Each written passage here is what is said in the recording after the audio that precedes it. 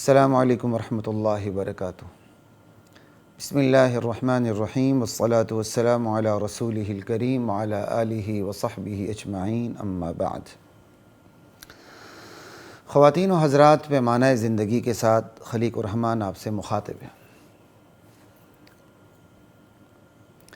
آج کی نشست میں ہم بات کریں گے کہ اسلامی سال، اسلامی کیلنڈر کا آغاز، اسلامی سال، اسلامی کیلنڈر کا تعلق چاند سے کیوں ہے، ہجرت سے کیوں ہے، اور پھر اس اسلامی ہجری سال کا آغاز محرم سے کیوں ہوا ہے۔ کیلنڈر کی ضرورت، خواہ وہ ضرورت دینی ہو یا دنیاوی ہو، ظاہر باہر ہے، محتاج بیان نہیں۔ ماضی، حال، مستقبل کے حساب کتاب کے لیے، عبادات اور معاملات کے لیے انسان کو کیلنڈر کی ضرورت پیش آتی ہے۔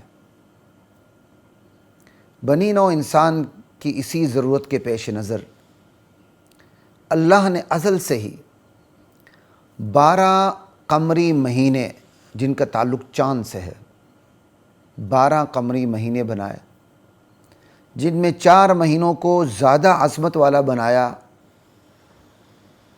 ذی قعدہ، ذی الحجہ، محرم اور رجب۔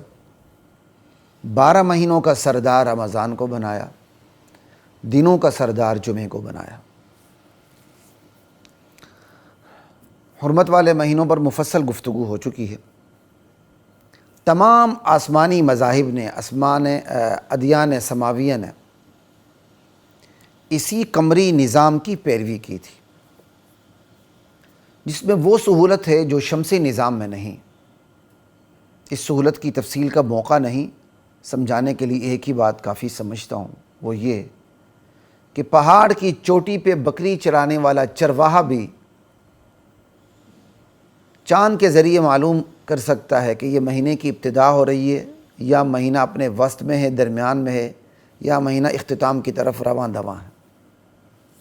بہر کیف اللہ نے بنی نوع انسان کی ضرورت کے پیش نظر 12 مہینے ترتیب دیے ازل سے، لیکن دنیا کی اقوام نے خدائی قمری مہینوں کو نظر انداز کر کے اپنی سہولت کو دیکھتے ہوئے، اپنی ضرورت کو دیکھتے ہوئے، اپنی مصلحتوں کو دیکھتے ہوئے، اپنی ثقافت اور کثافت کو دیکھتے ہوئے، اپنے عقائد، خیالات اور توہمات کو دیکھتے ہوئے ماہ، مہینے اور سال ترتیب دیے۔ جیسا کہ آپ سن عیسوی کو دیکھتے ہیں، جس کا آغاز عیسیٰ علیہ السلام کی ولادت سے ہوتا ہے۔ رومی سن کو دیکھ لیں، رومی سن کا آغاز سکندر اعظم کی پیدائش سے ہوتا ہے۔ بکرمی سال کو دیکھ لیں کہ بکرمی سال کا آغاز راجہ بکرم اجیت کی پیدائش سے ہوتا ہے۔ اسلام نے خدائی نظام کی پیروی میں قمری نظام کو ترجیح دی شمسی نظام کے اوپر۔ نبی علیہ السلام اس دنیا سے رخصت ہوئے، اسلام کو فتوحات ملی اور سلطنت میں وسعت پیدا ہوئی، حساب و کتاب رکھنے کی ضرورت پیش آئی، تو حضرت عمر رضی اللہ تعالی عنہ کے دور میں یہ سوال اٹھا، یہ ضرورت پیش آئی کہ یہ جو قمری سال ہے، قمری مہینے ہیں، ان کا آغاز کیسے کیا جائے اور ایک کیلنڈر کیسے بنایا جائے۔ 4 بڑی ممکنہ صورتیں ہو سکتی تھیں کہ قمری سال کے مطابق اسلامی کیلنڈر کو ترتیب دیتے ہوئے اس کا آغاز ولادت رسول صلی اللہ علیہ وسلم سے کیا جائے، یا اس کا آغاز بعثت رسول صلی اللہ علیہ وسلم سے کیا جائے، البعثۃ المحمدیہ یا البعثۃ المحمدیہ، جب نبی علیہ السلام کو نبوت ملی، یا اس کا آغاز ہجرت رسول سے کیا جائے، یا اسلامی کیلنڈر کا آغاز وفات رسول صلی اللہ علیہ وسلم سے کیا جائے۔ یہ 4 بڑی ممکنہ صورتیں تھیں، اور بھی صورتیں ہو سکتی ہیں، جیسے اسلامی سال کا آغاز بدر سے بھی ہو سکتا تھا، فتح مکہ سے بھی ہو سکتا تھا، حجۃ الوداع سے بھی ہو سکتا تھا۔ بہرحال 4 جو ممکنہ صورتیں تھیں، آپ ان کو تھوڑا سا دیکھ لیں۔ ولادت رسول سے بھی اسلامی کیلنڈر کا آغاز نہیں کیا گیا، کیونکہ اس سے تو مشابہت پیدا ہو جاتی ہے عیسائیوں کے ساتھ۔ کہ سن عیسوی کے تعلق عیسیٰ علیہ السلام کی پیدائش سے، اور پھر وفات رسول سے بھی اسلامی کیلنڈر کا آغاز نہیں کیا گیا کہ وفات رسول تو غم کو تازہ کر دیتا ہے، تو بس جب نیا سال شروع ہو امت غم منانے بیٹھ جائے، ماتم کرنے بیٹھ جائے، تو امت غم اور سوگ کے لیے تو نہیں آئی نا، امت تو نبی کے اسوہ حسنہ پر عمل کرنے کے لیے آئی ہے۔ تو وفات رسول سے بھی اسلامی کیلنڈر کا آغاز نہیں کیا گیا۔ اسی طرح بعثت رسول سے بھی یا بعثت رسول سے بھی اسلامی کیلنڈر کا آغاز نہیں کیا گیا، جو کیا جا سکتا تھا کہ جب نبی علیہ السلام کو نبوت ملی غار حرا میں 40 سال کی عمر میں، وہاں سے اسلامی سال کا آغاز ہوتا، نہیں کیا گیا، ہو سکتا تھا، ٹھیک ہے، بلکہ ہجرت رسول سے اسلامی کیلنڈر کا آغاز کیا گیا، کیونکہ ہجرت رسول میں وہ جامعیت تھی جو بعثت رسول سمیت نہ ولادت رسول میں تھی نہ وفات رسول میں تھی۔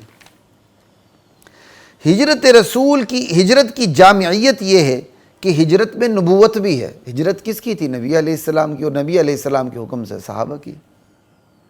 ہجرت میں نبوت بھی ہے، ہجرت میں صحابیت بھی ہے، ہجرت میں مقصدیت بھی ہے، مقصد بھی ہے، ہجرت میں قربانی بھی ہے۔ یہ ہے ہجرت کی جامعیت۔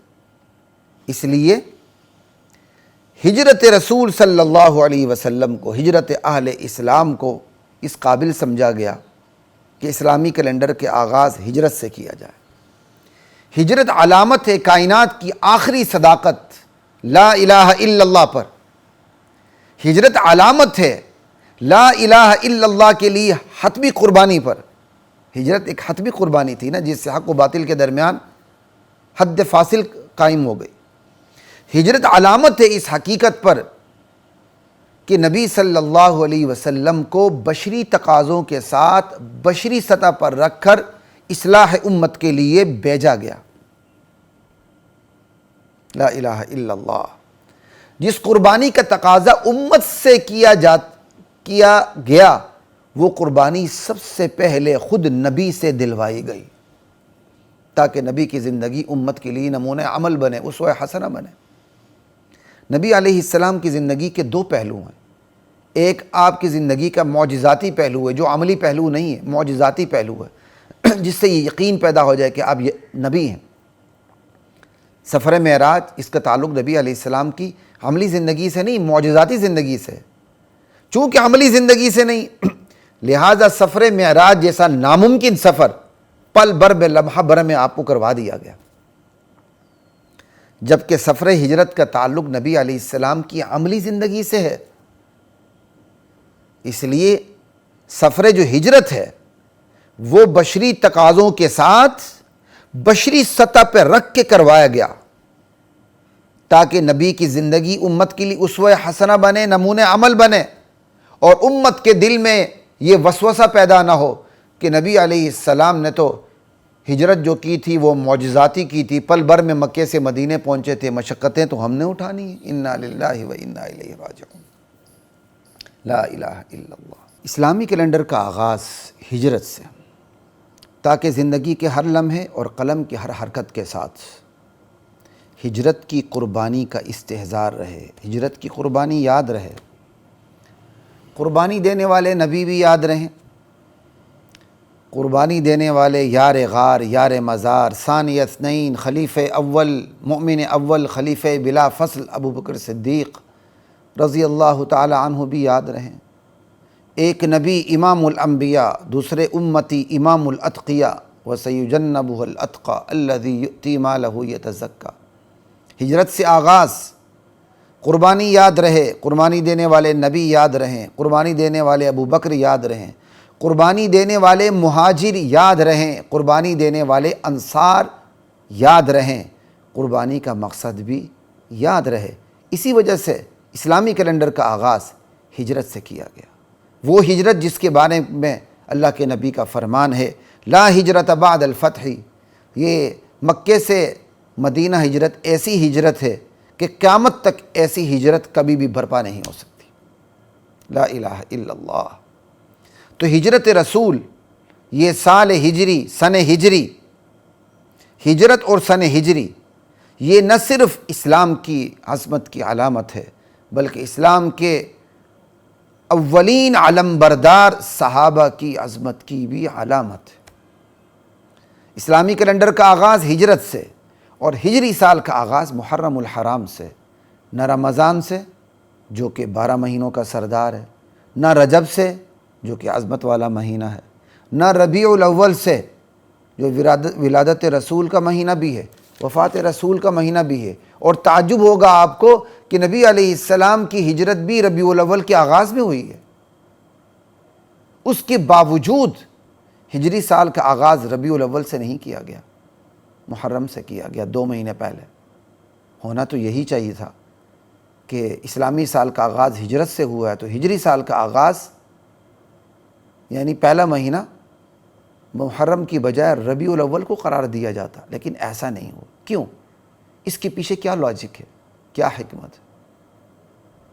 اس کے پیچھے لاجک اور حکمت اور وزڈم یہ ہے، اگرچہ نبی کریم صلی اللہ علیہ وآلہ وسلم نے بذات خود بنفس نفیس ہجرت آپ نے ربیع الاول میں فرمائی، لیکن آپ نے اپنے صحابہ کو محرم میں ہی ہجرت کرنے کا حکم دے دیا تھا، اور صحابہ نے ہجرت پر عمل نبی علیہ السلام کی ہجرت سے 2 ماہ پہلے محرم میں ہجرت کا عمل شروع کر دیا تھا۔ بیعت عقبہ ثانیہ، انصار، ذوالحجہ کا مہینہ، انصار نے نبی علیہ السلام کو پیشکش کی کہ آپ ہجرت کر کے مدینہ تشریف لائیں۔ آپ نے ان کی پیشکش قبول فرما لی اور ہجرت کا مکمل عزم بالجزم فرمایا، اور محرم کے آغاز کے ساتھ ہی صحابہ کو حکم دیا کہ مدینہ ہجرت کر جاؤ، اور خود 2 مہینے بعد ہجرت فرمائی۔ چونکہ محرم سے ہجرت کا آغاز ہو چکا تھا، اس لیے ہجری سال کا آغاز محرم سے کیا گیا، نہ کہ ربیع الاول سے۔ پھر ہجری سال کا آغاز جو محرم سے کیا گیا، یہ محرم سے کیا جانا خود داخلی شہادت اور علامت ہے کہ ہجرت کا آغاز محرم سے ہو چکا تھا۔ اگرچہ نبی کی ہجرت ربیع الاول سے ہوئی، لیکن صحابہ کی ہجرت محرم سے ہو چکی تھی۔